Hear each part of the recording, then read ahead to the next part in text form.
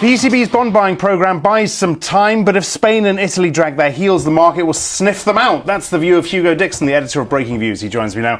Very nice to have you back in the studio, Hugo. It's been too long. I know. Right. They can't dawdle, is your message to Rajoy and Monti. Yeah, that's right. I mean, because everyone's saying, okay, they bought time. The question is, how much time? And the history of these things is that it's often a lot less than you think. I mean, remember the 1 trillion euros that the ECB spent on the LTRO. 3 months and it was... 3 months and it was gone. Yeah. And it sort of vanished like, snow melting in the Alps in the spring or something like that. So, and the great risk now, I think that Draghi and the ECB, they have done something that's really important. But the great risk is that Monti and Rajoy will not do their side of the bargain. Well, that's right. I mean, the Draghi seems he's laid a nice base, hasn't he? Yeah. And you stress that Rajoy needs to apply immediately for a programme. The point is, he's not going to, is he?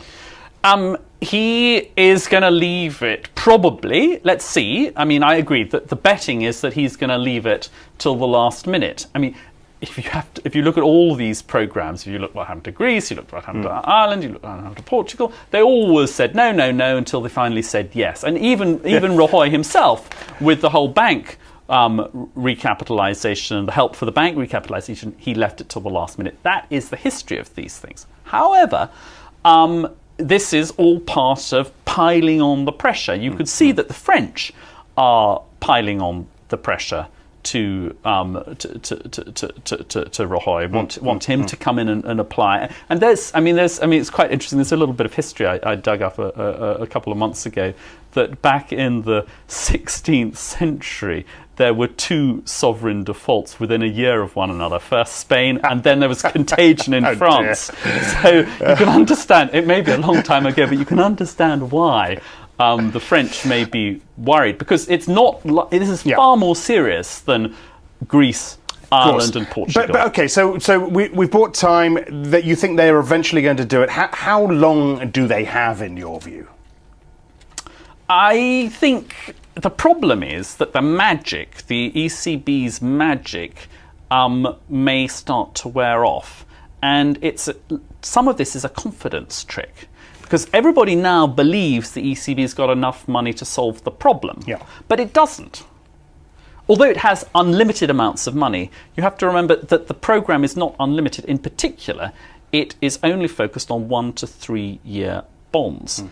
That is about a third of the total bonds outstanding for both. And financing longer-term debt is the problem.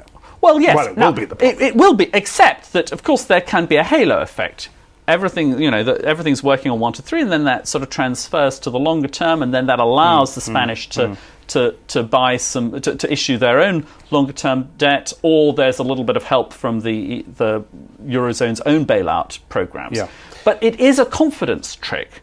And that's there is still an element of a confidence trick, which is important. But if the Spanish, and then the Italians, and the Italians are a slightly different situation, but if the Spanish are seen to be dragging their heels, the confidence will wear off. And even then, if the ECB comes in big time, it may not be so effective. Are you feeling, just to finish up with, and we've talked on a number of occasions about this crisis, this drama. Are you feeling more positive now than you did 6 months ago?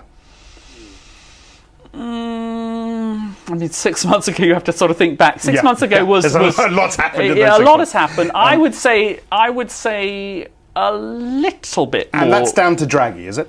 That's largely down to Draghi, and it's also down to the fact that they have been kicked. Dragged kicking and screaming the Spanish and the Italians into reforming, because you have to do that fundamental reform. But also, I think that what they're doing on banking supervision, I think that is probably positive. We've still got to see later this week, actually, the detail of that plan. But the big thing that still worries me is the long-term vision. And everybody, the consensus is we've got to have that fiscal and political union to go with the monetary union, but the people just don't want it. And so that's what's still worrying me in the back of my head. Okay. Hugo, many thanks for that. Hugo Dixon. That's also, by the way, what's worrying George Soros. You can find an interview with Soros on the Reuters platform and on Insider, the Reuters.com platform and on Insider. For more insight from the Breakingviews team, check out the Insider platform and Reuters.com again, where the team push Xstrata to accept Glencore's latest offer. That's it from me. I'm Axel Threlfall. This is Reuters.